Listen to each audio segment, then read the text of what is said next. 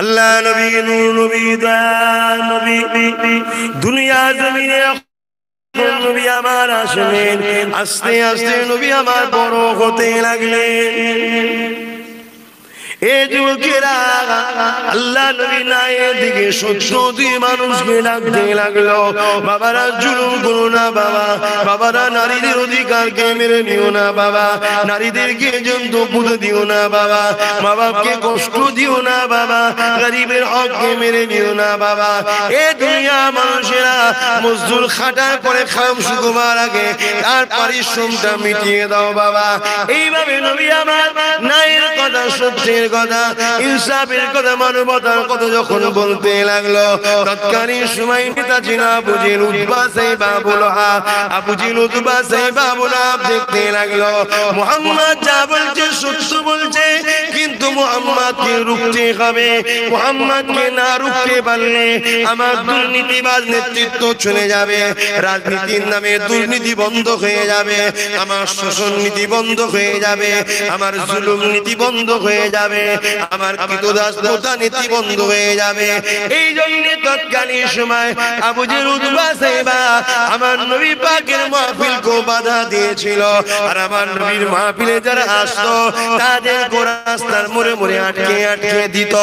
এই যুবকেরা, আপনারা, তরুণেরা, সাহাবারা নিজেদের প্রাণ পর্যন্ত দিয়ে দিয়েছে, তথাপি আল্লাহর নবীকে তারা ছাড়েনি।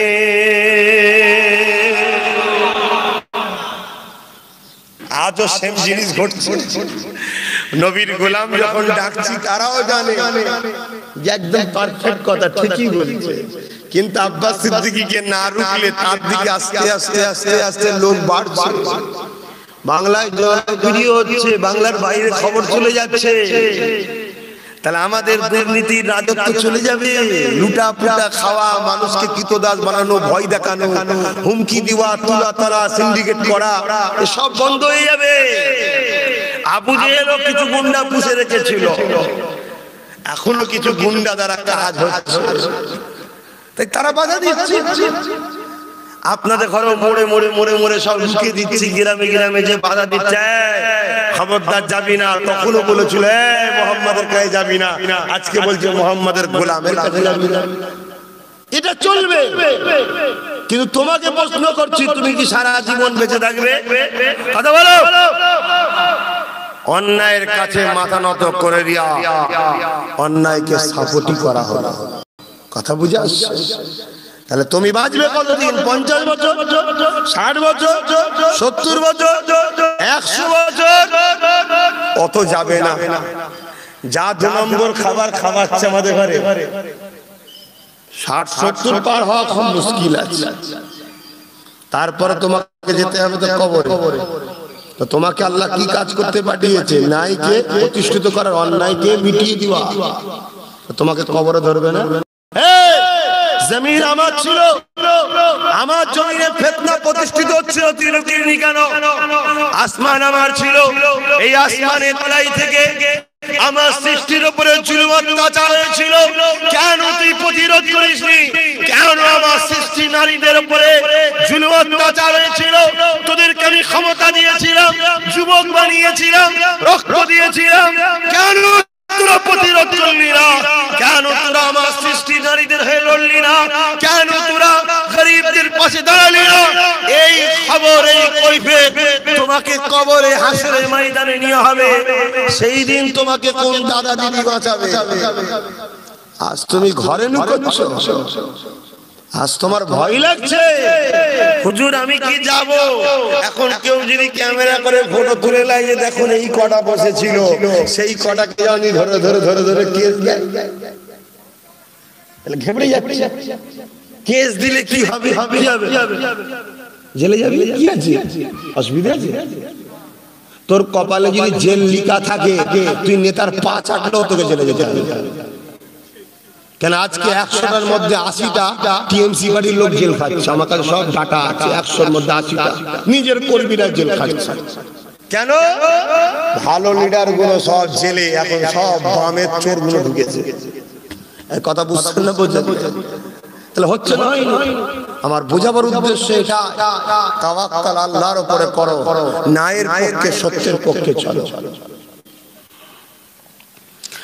আল্লাহ নবী নিজে 10 বছর রাষ্ট্র কায়েম করেছিলেন। যুবকেরা, বাপেরা, মায়েরা, বোনেরা, দূরে কাছে যে যেখানে আছে, কানে তো কথা যায়, পরিবর্তন হয়ে যায়। আজ নয় আসতে পারলেন না, সময় মতো ঠিক টাইমে জালিমের বিচারটা করে দেবেন, মনে রেখে দেবেন। আল্লাহ নবী 10টা বছর ধরে রাষ্ট্রনায়ক হয়েছিলেন, দেশের প্রধান হয়েছিলেন। নবী আমার সাহাবাদেরকে দেখিয়ে দিল, এ আমার সাথীরা, এ আমার সঙ্গীরা, কিভাবে দেশ চালাতে হবে, কিভাবে দেশের নিরাপত্তা করতে হবে, কিভাবে দেশবাসীর উন্নয়ন করতে হবে, কিভাবে জাতি ধর্ম বর্ণ নির্বিশেষে প্রতিটা মানুষকে সমানভাবে মূল্যায়ন করতে হবে। আল্লাহ নবী দেশ কিভাবে চালাতে হয় নবী আমার নিজে 10 বছর ধরে দেশ চালানো শিখিয়েছে।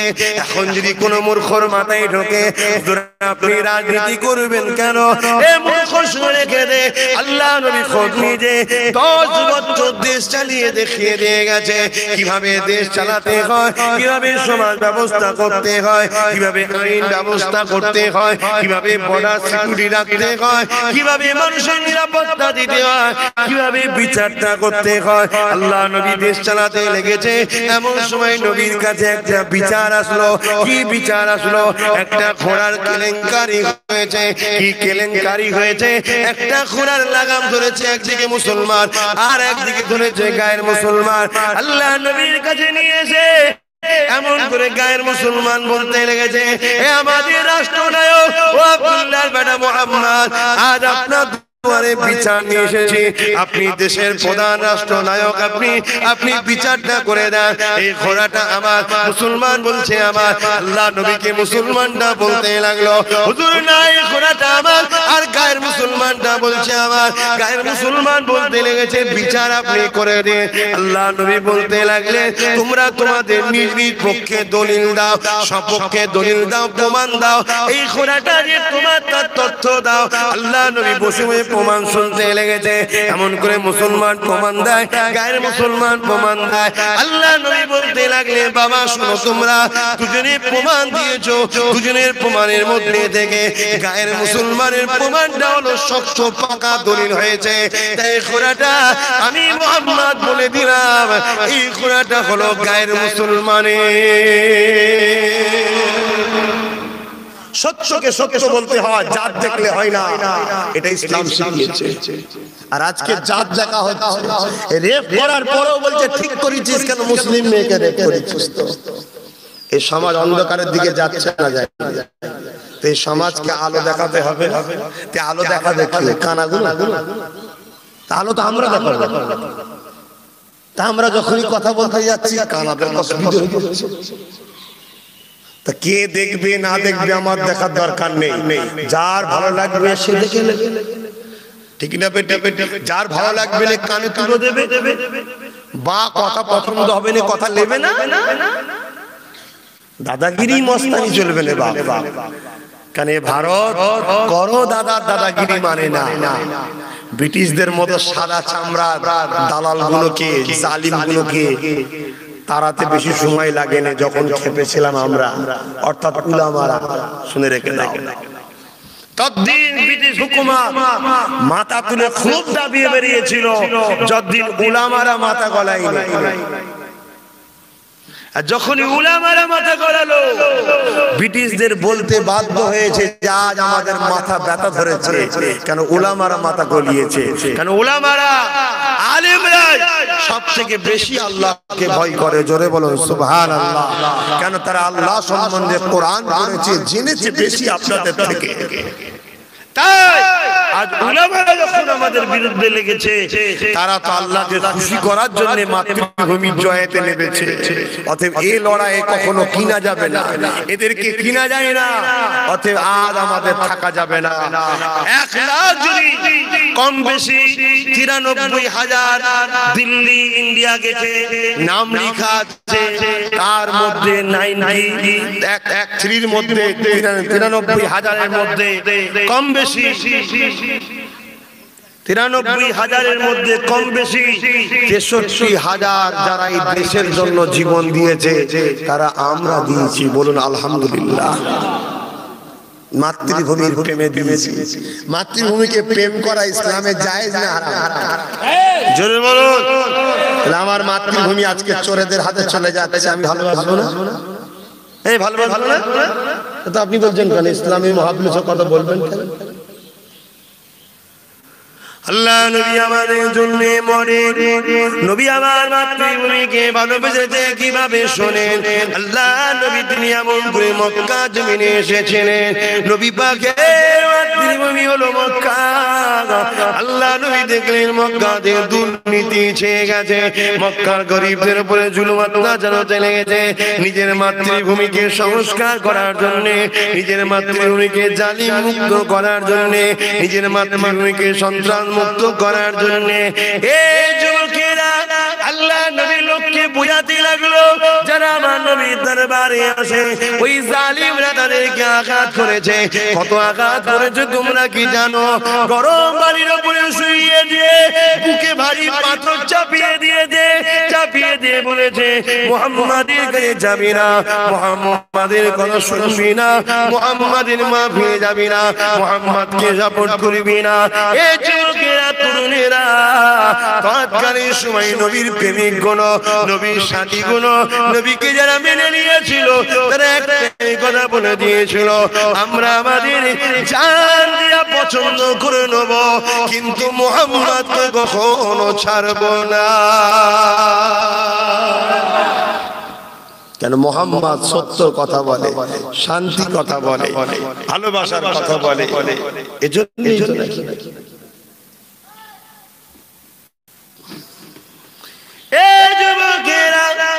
শুধু যে মুসলমানের জন্য কথা বলবেন তা নয়, প্রতিটা মানুষের জন্য কথা আমাদেরকে বলতে হবে। কেন? আমাদের নবী সবার নবী, আমাদের নেতা সবার নেতা। আল্লাহ নবী নবী এক রাস্তা দিয়ে যেতেছিল, নবী আমার দেখতে পেলেন এমন সময় রাস্তা ধারে ধুলোবালি মাখা অবস্থাতে একটা বুড়ি মহিলা বসে আছে। শুনছেন? শোনেন বাবা, আবার কবে আসবো না আসবো এমনি বহুত দূর, তবে হ্যাঁ হাত বাড়ালে আমি আসবো। কেন? কেউ ডুবছে, আমি তুলতে চাইছি, সে যদি আমার হাত না ধরে তো আমি তুলবো কি করে?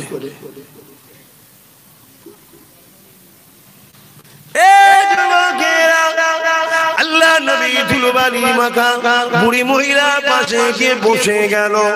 আল্লাহ নবী উম্মুন বলে ডাক দিলেন। আরবি উম্মুন বলে, বাংলাতে মা বলি আমরা। নবী আমার মা বলে ডাক দিলেন। আল্লাহ নবীর ডাকেতে ওই মহিলাটা চোখ ছুঁড়ে আমার নবীকে দেখতে লাগলো। আরে আমার নবীকে দেখে মহিলাটা অবাক হয়ে গেল, এত সুন্দর দেখতে ছিল আমার নবী।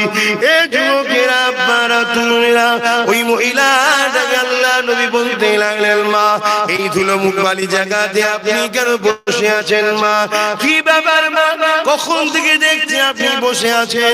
ওই মহিলা বলেছিলেন, বাবা রে প্রয়োজনের কাজে বেরিয়েছিলাম, রাস্তাতে এমন করে দেখা যায় কমজোর শরীরে হাঁটতে পারিনি, বসে গেছে। আল্লাহ নবী বললেন, মা কমজোর শরীরে একা কেন বেরিয়েছে? সাথে কি ছেলে বলে আপনার নাই, নিয়ে কেন বেরোলেন না?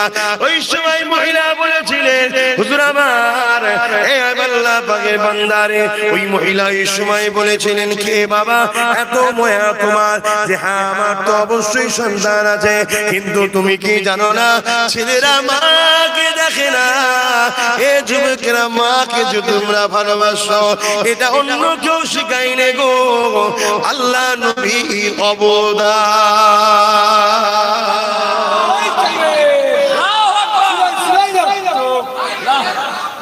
কথা বুঝা আসছে এটা আমার রাসূল শিখিয়েছে আজকে যে কোনো ধর্মেরই হোক না কেন এই বিবাহ করছে ১৫০০ বছর আগে বিবাহ প্রথা ছিল না এটা মুহাম্মদ রাসূল শিখিয়েছে বলুন আলহামদুলিল্লাহ কথা বুঝে আসছে এ যুবকেরা তরুণেরা আল্লাহ নবী আমার এমন করে দেখা যায় ওই মহিলাকে বলতে লাগলেন মা আপনি কি আমাকে ছেলে মনে করতে পারেন মা যদি আপনি আমাকে ছেলে মনে করেন তাহলে আপনি আমার সঙ্গে চলুন মা আমি আপনাকে আমার ঘরে নিয়ে যেতে চাই এই যুবকেরা আল্লাহ নবীর এই কথা শুনে ওই মহিলা চোখের পানি রাখতে পারল না ওই মহিলা কাঁদতে লাগলো নবী আমার মহিলাটাকে ঘরে নিয়ে যেতে লাগলো এই যুবকেরা কি বুঝাতে চায় এই মহিলাটা কে ছিল এই মহিলাটা ইসলামের অনুসারী ছিল না এই মহিলাটা মুসলমান মহিলা ছিল না এই মহিলার গলাতে ৩টে মাটির মূর্তি ছিল একটার নাম লাত আরেকটার নাম উজ্জা আর একটার নাম হুবল তৎকালীন সময় সব মাটির উপাসনা হতো এই সময় মহিলাটা এক আল্লাহকে মানা মহিলা ছিল না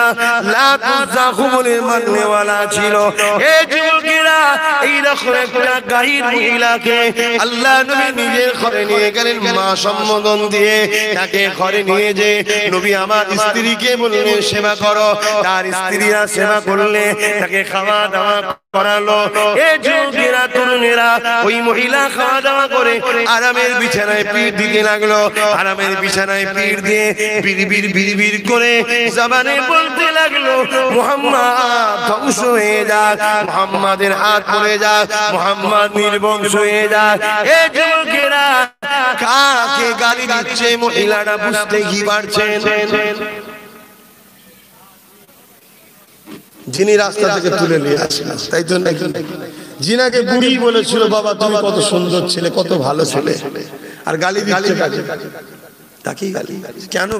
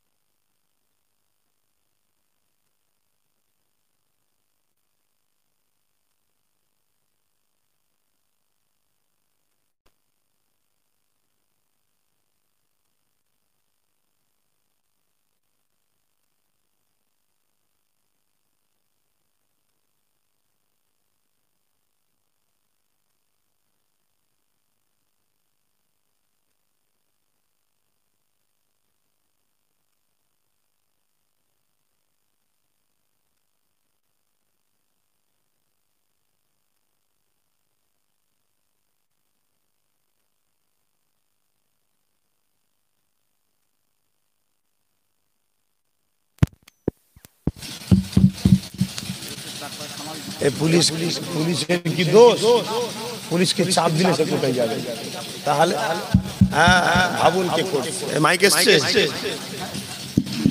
চালু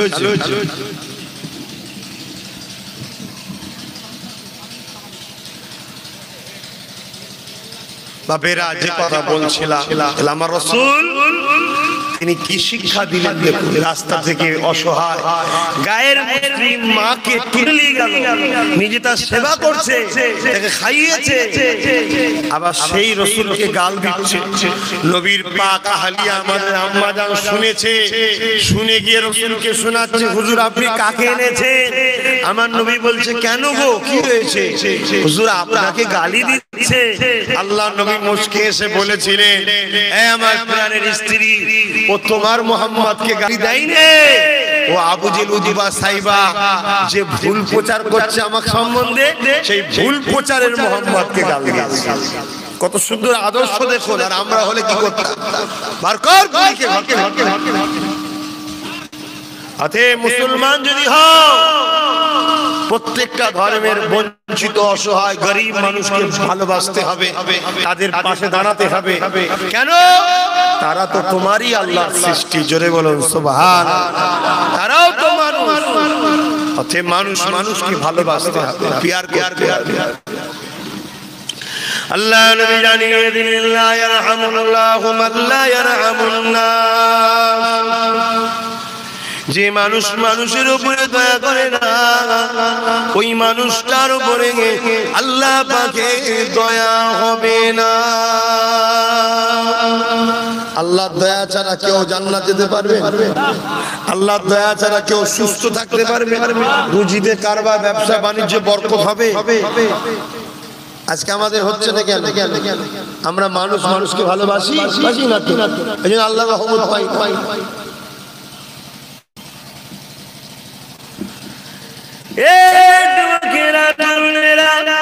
মাত্র 23টা বছর বয়সে আল্লাহ নবী তামাম বিশ্বে এমন কোন দেশ ছিল না, এমন কোন রাজা রাজত্ব ছিল না, এমন কোন শহর নগর ছিল না যে জায়গাতে আল্লাহ নবী শান্তির বাণী, মানবতার বাণী, ইনসাফের বাণী, ইনসানিয়াতের বাণী, এক কথায় উত্তম আদর্শের কথাবার্তা পৌঁছে দিতে পারেন। মাত্র 23টা বছর বয়সে আল্লাহ নবী কি করে পেরেছিলেন? তরোয়াল দেখিয়ে না না না, এক মুহাম্মদ পৃথিবীর সঙ্গে তরোয়াল দেখিয়ে পারবে কি করে? বোম দেখিয়ে না না না, তখন তো বোমও ছিল না।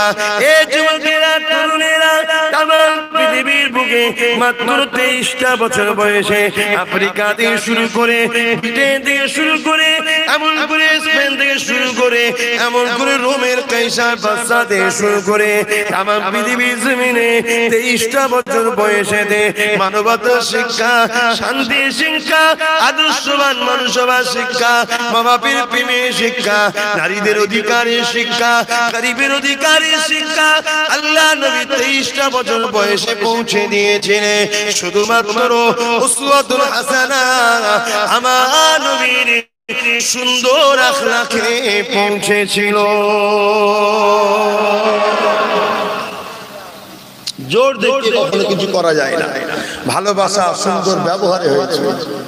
জোর যদি দেখিয়ে কিছু করা যেত, 34 বছর ঘোড়া উঠলো কি করে? তাদের কি জোর ছিল না? জোর দেখিয়ে বাপ কোনো জিনিস হয় না।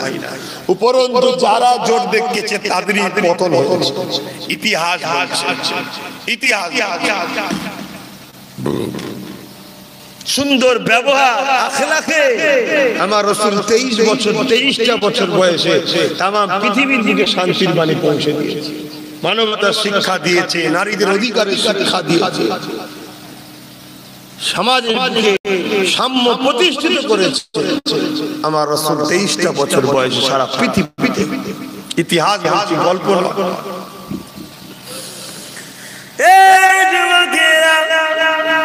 মানুষ মানুষকে ভালোবাসে। আল্লাহ নবী বলে দিলেন না আল্লাহর দয়া পাবে না। নবী পাকের আরেকদিন একটা কথা বলে শোনেন। আল্লাহ নবী এমন করে মদিনা নববী শরীফে সাহাবা হুজুরদের নিয়ে বসে আছে। এই যুবকেরা, তরুণীরা, বাপেরা, এমন সময় দেখা যায় এক গায়ের মুসলমান মসজিদে নববী শরীফে ঢুকে, মসজিদুল ইসলামের পবিত্র একটা স্থান যেখানে আল্লাহ পাকে সবচেয়ে বড় ইবাদত নামাজ আদায় করা হয়, মহান স্রষ্টাকে রুকু সিজদা দেওয়া হয়।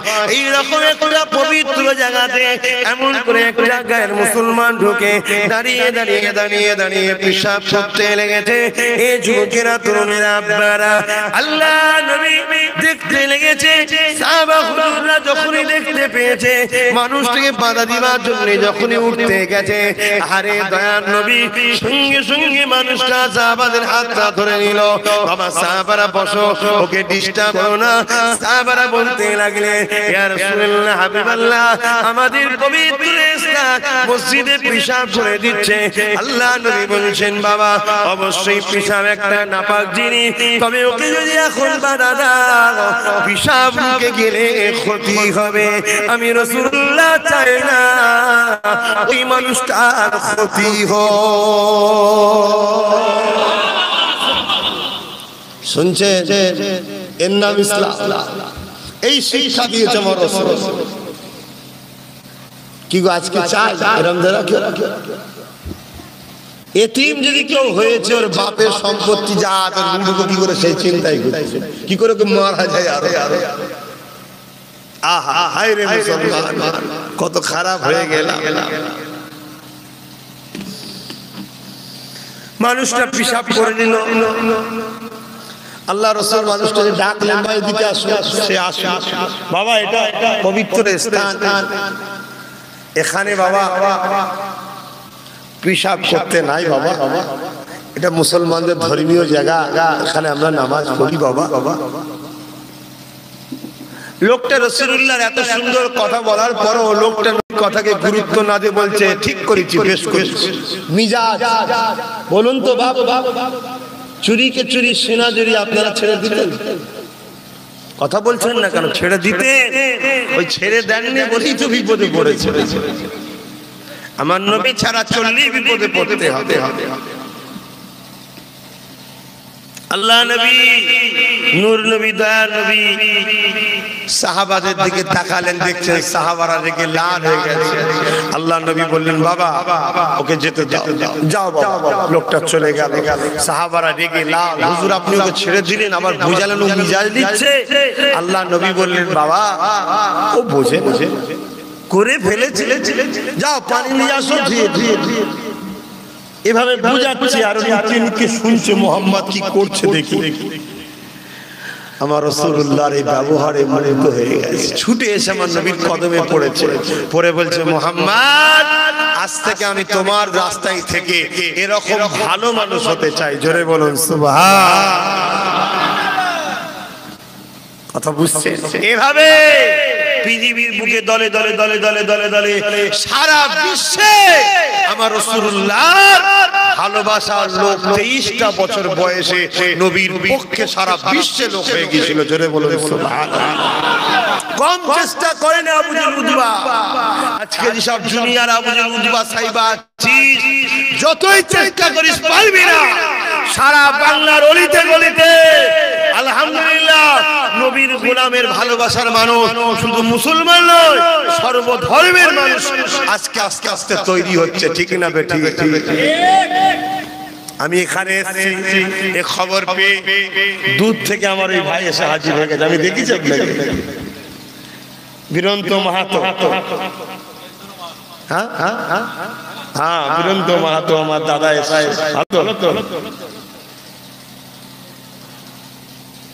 মানুষ অর্থ যার কাছে থাকবে তার কাছে সবাই যাবে।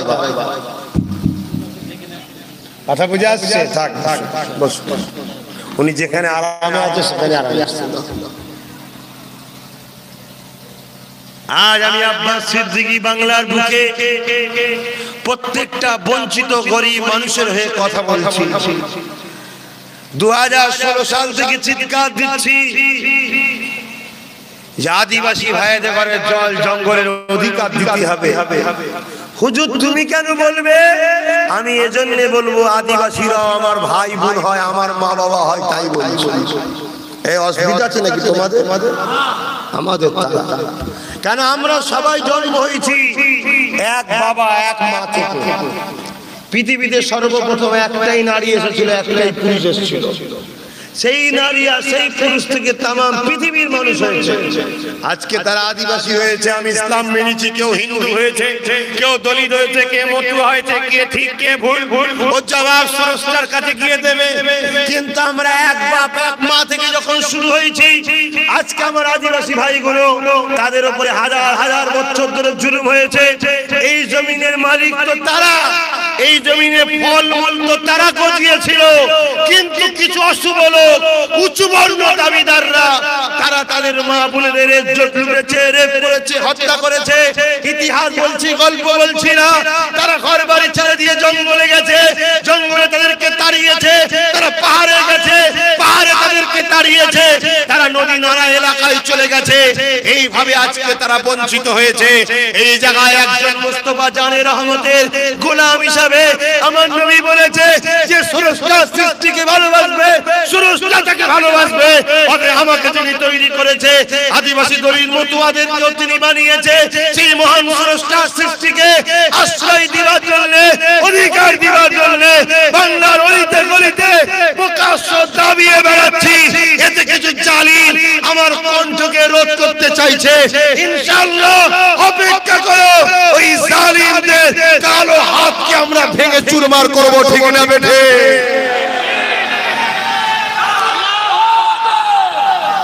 কেন এটা আমাদের দায়িত্ব, এটা আমাদের কাজ। এটা একটা আল্লাহর সৃষ্টিকে ভালোবাসতে যেমন একদিকে মানবতা, অপরদিকে আমি যখন ভালোবাসবো, উম্মতে মুহাম্মাদি যখন ভালোবাসবেন, নেকিও হবে। আমি যদি আমার এই ভাইটাকে ভালোবাসি, আমি যদি এই ভাইটাকে বুকে টেনে নিই, ওই ভাইটার সুখের দিকে আমি সাথ দিই। এইভাবে দলিত, আদিবাসী, হিন্দু, যত গরিব আছে সবার কারো যতটা পারি, যতটা জায়গায় সম্ভব যদি কোনো গরিবের পাশে দাঁড়ায়, এটা আমার নেকি হবে, পূর্ণ হবে। কেন? একটা মানুষ আর একটা মানুষকে সেবা করেছি, উভয়ের স্রষ্টা কিন্তু একজনই। অতএব স্রষ্টার সৃষ্টিকে যখন ভালোবাসলাম, আমি স্রষ্টাকেই ভালোবাসলাম, ঠিক না বেঠিক? কিন্তু আজ আমাদের মধ্যে ডিভাইড। আমি একটা কথা একদিকে বলেছিলাম, সেটা নিয়ে আবার দেখছি অনেকে ব্যঙ্গ করছে। আমি বলেছিলাম যে আদিবাসী ভাইদের ধর্ম হিন্দু নয়। আমি এক জায়গায় বলেছিলাম আদিবাসী ভাইদের ধর্ম হিন্দু নয়, এটা তো আমার কথা নয়।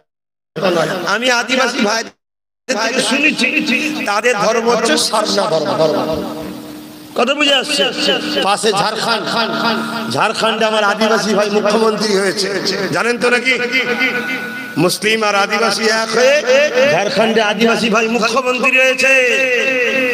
তিনারা বিল পাস করেছে লোকসভায়, বিধানসভা থেকে, লোকসভা থেকে। সেই কাগজ আমার কাছে আছে, সেখানে লেখা আছে আদিবাসীরা হিন্দু নয়। ভোট লিবার সময় শুধু বলা হয় আমরা এক, আর ভোট মিটে গেলে বলে তোরা যা অছুত, তোরা পাশে আসবি।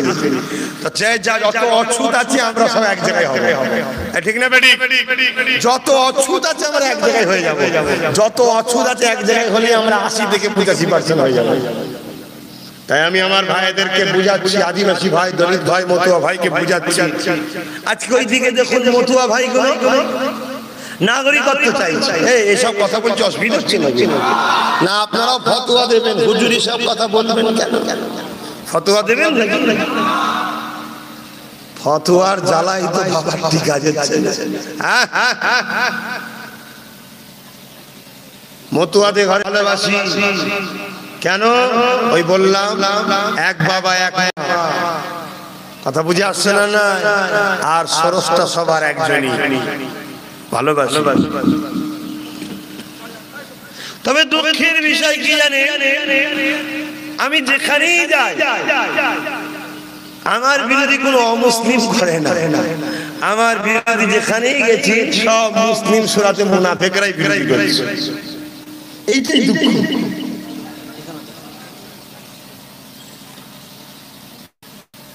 কেন? আল্লাহ নবী তাই বলেছিলেন। নবীর একটা কথা মাথায় রাখবেন, নবী বলেছিলেন যে আমার বড় ভয় হয় আমার উম্মতদের সবথেকে বড় ক্ষতি করবে মুসলিম সুরাতে মুনাফিকরা। শুনছেন তো? তাহলে নবী জানতেন, নবীকে আল্লাহ জানিয়েছে।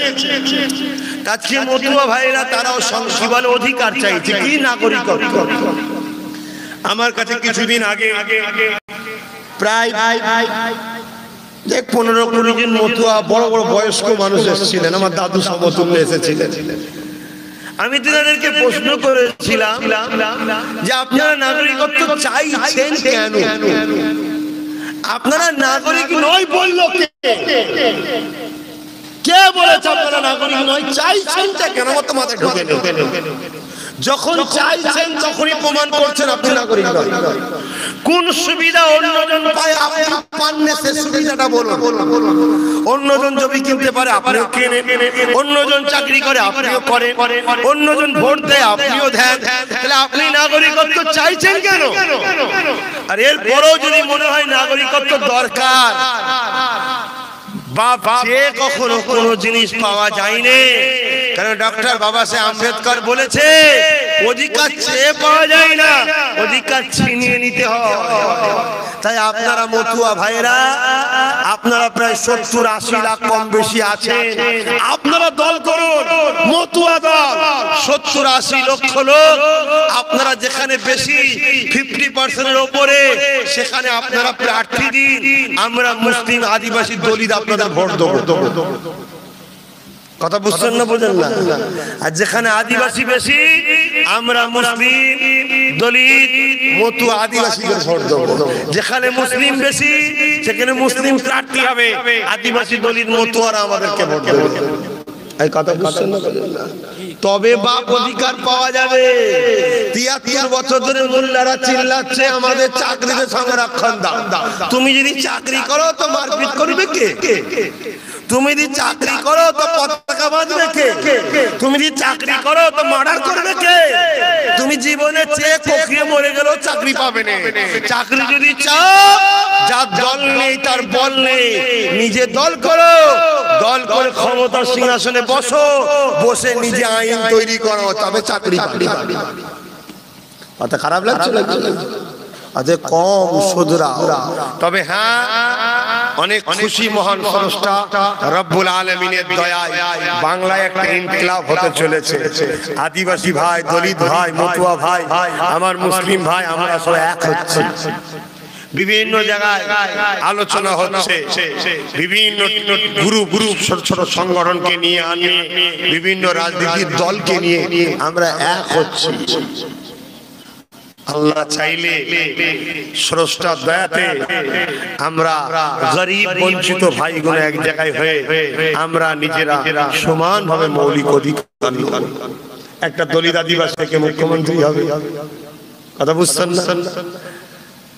মুসলমানদের মধ্যে থেকে হয় অর্থমন্ত্রী নয় স্বরাষ্ট্রমন্ত্রী হবে, মতুয়া ভাইদের মধ্যে থেকে হয় স্বরাষ্ট্রমন্ত্রী নয় অর্থমন্ত্রী কি শিক্ষামন্ত্রী হবে। এভাবে সব নীতি হবে, তবে পাওয়া যাবে। আর নাই যে কটাকে মুসলমান নেতা মনে করছেন আপনারা, নামে তালপুকুর ঘটি ডোবে নে। এই কথা বুঝছেন না? বললাম নামে তালপুকুর ঘটি। ওই দেখলেন না পাশে মুর্শিদাবাদে গোপনে গোপনে শিক্ষা মাদ্রাসা শিক্ষামন্ত্রী বিজেপির সঙ্গে দেখা করতে এসেছিল, খবর পাননি? হ্যাঁ, খবর পেয়েছেন না? পান। আর এই মুনাফেকদের মুখে একটাই কথা, শুধু কি বিজেপি চলে আসবে। কি কথা ভাই? এই কথা বলো, বিজেপি চলে আসবে। দেশটা চালাচ্ছে কারা? পুরো ভারত চালাচ্ছে কারা? কথা বলছেন না কেন? তাহলে বিজেপি চলে আসবে, এই কথাটা সত্য না মিথ্যা? মিথ্যা কথা। আমার বাংলাও তো বিজেপি চালাচ্ছে, ম্যানটা আলাদা চালাচ্ছে বিজেপি, পুরো দেশ বিজেপি চালাচ্ছে। এখন বলছে বিজেপি চলে আসবে। আর যারা বলছে বিজেপি চলে আসবে তারাই ঘন ঘন আবার বিভিন্ন জায়গায় দেখা যাচ্ছে গোপনে গোপনে বিজেপির ঘরে যাচ্ছে। গোপনে গোপনে একটা দুটো লিক হয়েছে না? হয়নি? যারাই বলছে বিজেপি চলে আসবে তাদেরই দল থেকে বেরিয়ে বেরিয়ে বেরিয়ে বেরিয়ে সব বিজেপিকে শক্ত করছে। কথা বুঝছেন না? বোঝেন না? আর এইদিকে বলছে বিজেপি চলে আসবে। অর্থাৎ মূলত ব্যাপারটা তোমাদের কাছে বলে যাচ্ছে, শুনে নাও। যদি ভালো লাগে মেনে নেবে, না ভালো লাগে কোনো পুকুর থাকলে যাওয়ার সময় কথাগুলোকে ফেলে দিয়ে চলে যাবে, মিটে যাবে। শুনছ? কুরবানির সময় পশু জবাই হয়, দেখেছো কিভাবে জবাই হয়? কথা বলুন। হাত পা বেঁধে যিনি জবাই করে মাওলানা সাহেব বা ইমাম সাহেব, তিনি কি হাত পা বাঁধে না অন্যজন বাঁধে? অন্যজন বাঁধে। যখন বাঁধা হয় তখন মাওলানা সাহেব কি সেখানে দাঁড়িয়ে থাকে না সাইডে থাকে? কেন ভাই? বাঁধা কমপ্লিট না হলে মৌলী সাহেব আসবে না। কেন আসবে না? কেন মৌলী সাহেবের হাতে যে জিনিসটা আছে যদি এক গরু দেখে ফেলে, মৌলী সাহেবকে এমন নতুন ভূত হবে না, কোনো হসপিটাল নেবে না, তখন বলে সব ফেল। কি অতএব গায়ে মাথায় হাত বুলিয়ে খড় খাইয়ে পানি খাইয়ে হাত পা বেঁধে রেডি করে একজন, বাঁধা হয়ে গেল, ভাল ভাল করে গরু চেয়ে আছে, এইবারে চলে এসছে মৌলী সাহেব ছুরি নিয়ে জবাই করবে, তখন আর কোনো উপায় থাকে? তা আমি বলে যাচ্ছি, গায়ে মাথায় হাত বুলিয়ে খুব আদর করে মুখের মিষ্টি কথা বলে তোমাদের ঘরে কেউ বাঁধছে, আর 21-এর পরে ছুরিলে মৌলী সাহেব দাঁড়িয়ে আছে, আসবে। কথা বুঝে আসছে? হাত খোলাতে এখন একটু লাফালাফি ছুটোছুটি গুঁতো মারার দরকার হয়, বেরোলাম। তার মানে বুঝতে পারছেন না, নিজেরা নিজেদের ক্ষমতা তৈরি করে নাও, এখনো সময় আছে। তবে তোমাদের সাথ তোমার আদিবাসী ভাই দলিত ভাই দেবে, যে জায়গায় আদিবাসী দলিত মতুয়া ভাই আছে সে জায়গায় তোমরা তাদের সাথ দেবে না? দেবে না? কথা বলো, দেবে না? দেবে না? নাই নেমো খারামি করা হবে, গাদ্দারি করা হবে, ধোঁকাবাজি করা হবে। যারা ধোঁকাবাজ হয় ইসলাম বলছে তারা সব থেকে কঠিন জাহান্নামে যাবে। কথা মাথায় ঢুকছে? তাহলে এই জায়গায় আদিবাসী ভাইয়েরা লিডার তৈরি করছে, মতুয়া ভাইরা লিডার তৈরি করছে, দলিতরা লিডার করছে। বাংলার যেখানেই যাচ্ছি কম বেশি বাপ মা ভাই বোন সবাই আমাকে তাদের পক্ষ থেকে নেতৃত্ব দিয়ে মেনে নিচ্ছে। এই এলাকার যুবকরা বাপেরা যারা এসেছেন মেনে নিতে পারবেন তো? যদি মেনে নেন তাহলে ভেতরে ভেতরে চুপচাপ বসে থাকো, চুপচাপ বসে থাকো। 82টা রিজার্ভ সিট আছে, 82টা রিজার্ভ সিট আছে। কথা বুঝে আসছে?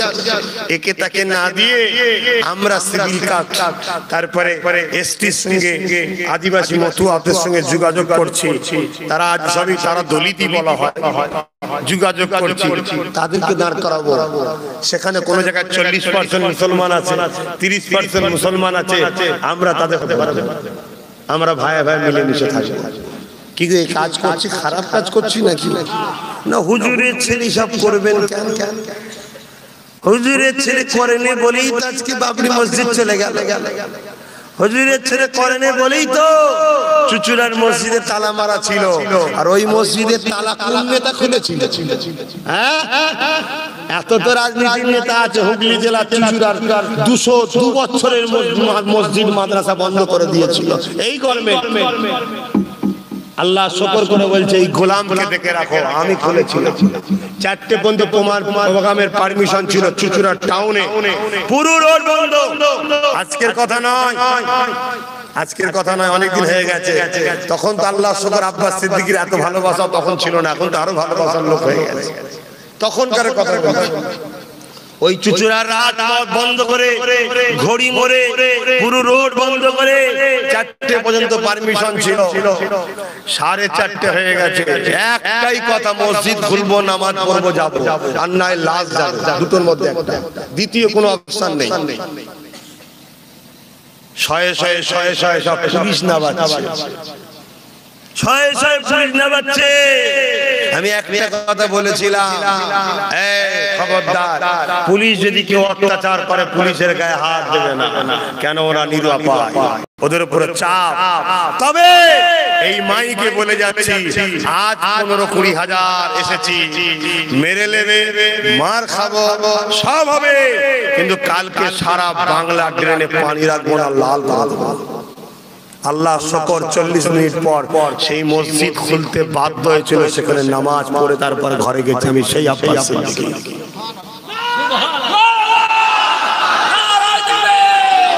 আরে জীবন তো, এই জীবন দিয়েছে তো স্রষ্টা, অতএব এই জীবন স্রষ্টা ছাড়া কারো হুকুমে চলবে না। এখনো যে আমার এটা স্রষ্টার হুকুমে ঢুকেছে, স্রষ্টার হুকুমে বেরোচ্ছে, ঠিক না বেটি? অতএব তিনাকে ছাড়া কাউকে ভয় করি না। আর অন্যায় যখন করিনি ভয় করব কেন? আমি তো কারো কিছু ঘর ভাঙতে ভাঙলাম না, আমার ঘরটা বন্ধ ছিল, কেন তুই বন্ধ করবি? খুলবিনি মানে কথা বুঝছেন? আজ তোমাদেরকে আবার বলে যায়, আজ বাংলার লক্ষ লক্ষ যুবক, লক্ষ লক্ষ মা, লক্ষ লক্ষ বাপ ভাই, জাতি ধর্ম বর্ণ নির্বিশেষে সবাই বাবাজি ভাইজান বলে ডাকছে। আমার কমকে বলে যায়, যদি চিন্তা ভাবনা করে দেখো, যদি বিশ্বাস হয়, একটা বার বলে যাচ্ছি, তোমরা ঘরে যে রাস্তা দেখাচ্ছে আগিয়ে আসো, যে রাস্তা দেখাচ্ছে আগিয়ে আসো। আমি বলে যাচ্ছি, নেতাজি বলেছিল রক্ত দাও স্বাধীনতা দেবো। নেতাজির একজন ভালোবাসার মানুষ আমি নেতাজিকে ভালোবাসি। কেন? তিনি আমার দেশের মহানায়ক, তিনি আজ আমাদেরকে স্বাধীন ভারত দিয়েছে, কেন তোমাকে ভালোবাসবো না? তাই সেই নেতাজির একজন প্রেমিক হয়ে আমিও বলে যাচ্ছি, তোমরা আমাকে, অর্থাৎ আমার কথাতে 2021-এ আমার কথায় আমাকে ভোট দাও। আমি তোমাদের ঘরে বাংলায় অধিকার নিয়ে মাথা তুলে বাঁচার স্বাধীনতা দেবো, কথা দিয়ে গেলাম। কথা বুঝাস? বাকিরা তোমাদের ইচ্ছা, আমি কাউকে জোর করব না। কেন? জোর করা গণতন্ত্র বিরোধী, আর গণতন্ত্র বিরোধী মানে দেশদ্রোহী। যে জোর করে সে দেশদ্রোহী। কেউ যদি বলে আমায় ভোট না দিলে মেরে দেবো, এখানে না দিলে মেরে দেবো, ভোট দিতে যাবি না বেরোলে মেরে দেবো, সে দেশপ্রেমিক নয়, সে দেশদ্রোহী। কেন? দেশ ভোট দিতে বলেছে আর সে ভোটের বিরোধী। আর প্রশাসন ভাইদের কাছে অনুরোধ করব, এই দেশদ্রোহীদের ঘরে যদি আপনারা পাহারা দিয়ে রাখেন, তাহলে এই দেশে দেশপ্রেমিকের থেকে দেশদ্রোহী খুব তাড়াতাড়ি বেড়ে যাবে। বেড়ে গেলে ভারতবর্ষ আবার না টুকরো হয়ে যায়। তাই ভয় লাগছে, তাই দেশকে ভালোবেসে প্রশাসন ভাইদেরকে মানবতার সাথে বলি, আপনারা কারো দলদাস নয়, কারো পায়ের জুতো নয়। আপনাকে তো দেশের প্রধানমন্ত্রী ভয় করবে, কারণ আপনাদের হাত অনেক লম্বা, এত ছোট কবে থেকে করে ফেললেন। অতএব কারো হুমকিতে, কারো কথাতে, কারো প্ররোচনাতে একজন স্বাধীনতা সংগ্রামীর প্রোগ্রামকে দ্বিতীয়বার রুখার আশা করবেন না। এতে আশা রাখছি দোয়া পাবেন, পরিবার বাচ্চা সবাই সুস্থ থাকবে। না একটা মজলুমের বদদোয়া আপনার ঘর পরিবারের উপরে আঘাত দিতে পারে, যেখানে চোখের পানি বেরিয়ে যাবে, আপনি রুখতে